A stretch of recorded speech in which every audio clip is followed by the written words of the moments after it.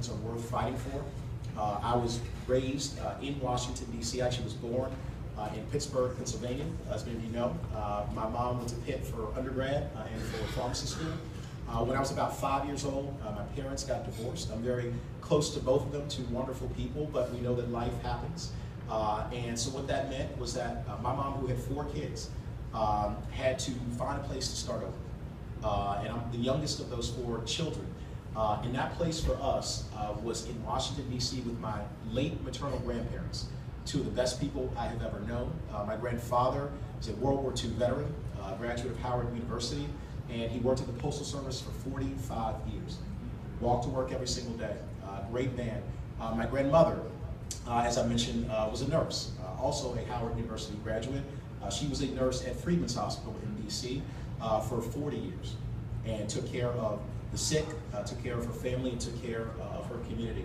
And when their oldest child, who was my mom, came knocking on their door in the mid-1980s and said she needed a place to start over, they did something really extraordinary, and they took all 5 of us into their home. It's a tiny row home in Northeast Washington, D.C. They didn't have a lot of money, but what they had, they always extended to their family and to others. And that single act of love and of courage, taking us in, really changed the entire course and trajectory of our lives. My mom, who worked as a pharmacist, do you all remember People's Drug? Oh, yes. Yeah, very good. The college kids don't know what People's Drug is. So CVS Pharmacy 30 years ago. But she worked at People's and saved up enough money to buy the home right across the street from my grandparents. My grandparents lived in number 14. My mom bought number 9. And that is the house where she still lives today, nearly 30 years later.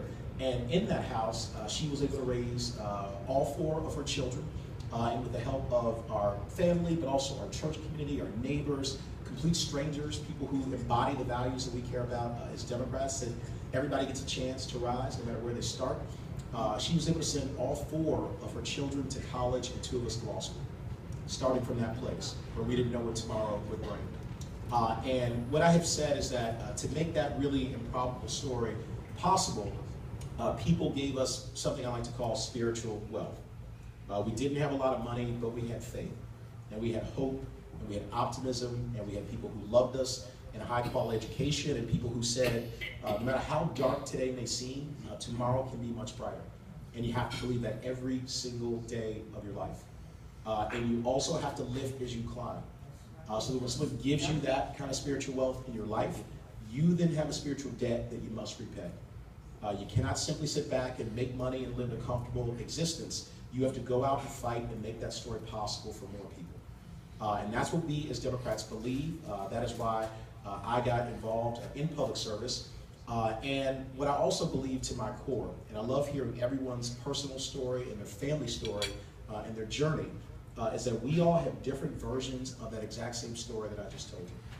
You could substitute out my grandparents for a dad, a mom, an aunt, an uncle, a pastor, a rabbi, an imam, a teacher, a coach, somebody who came along in our lives and did something really extraordinary for us and changed the entire course of our lives. So I believe that we are collectively repaying a spiritual debt. And that's what makes us different as Democrats. We don't think self first. What we think is, how do we make our communities better? How do we recognize and honor what others have done for us to make that possible for more people? And that's why we're going to win this battle between light and darkness. That's why we're going to win this battle between hatred and inclusion. That's why we're going to win this battle for the heart and soul of this country. And in Virginia, in 79 days, we get a chance to send a signal, again, not only to the Commonwealth of Virginia, not only to this country, but literally to the world. The world is watching what we do in 79 days. Who here followed the French presidential election? Show of hands.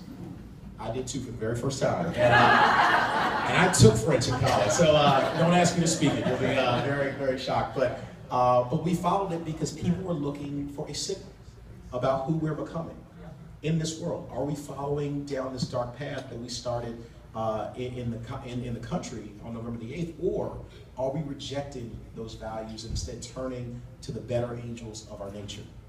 It is a choice that we have to make every single generation in this country. It's a choice that we have made many times over in the United States of America. We talk about a more perfect union. Our union is never perfect, but we have a chance every generation to make it more perfect, to try to include more people, to try to create more opportunity, try to break down barriers so that more of us get a chance to rise and we come together as one people. E pluribus unum, out of many, one. And that stands in stark contrast to what we saw in Charlottesville just a few days ago. You saw this hate-filled ideology that turned into violence, that turned into a tragic situation. But again, the good news is they don't represent who we are. They don't represent this country, they don't represent this Commonwealth, instead we do. And it feels good. I hope you feel the same way. It feels good to be on the right side of history. It feels very good to be on the right side of history, and that is where we all are right now. But in this battle, I am honored to join you. I'm honored to get to fight with you every single day. Every day that we wake up, I'm more inspired than the last day. Because I know that what we are doing is changing the course of history for the better in the Commonwealth of Virginia and in this country.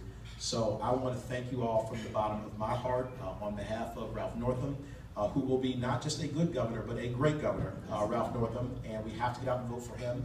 Mark Herring will continue to be a great Attorney General. We have 34 seats now in the House of Delegates that are held by Democrats. There are 17 seats held by Republicans that were won by Secretary Clinton and Tim Kaine last year. So if we win those 17, you add them to 34. I'm a lawyer, I don't really do math, but that's 51 in my book. And that means we control the House of Delegates.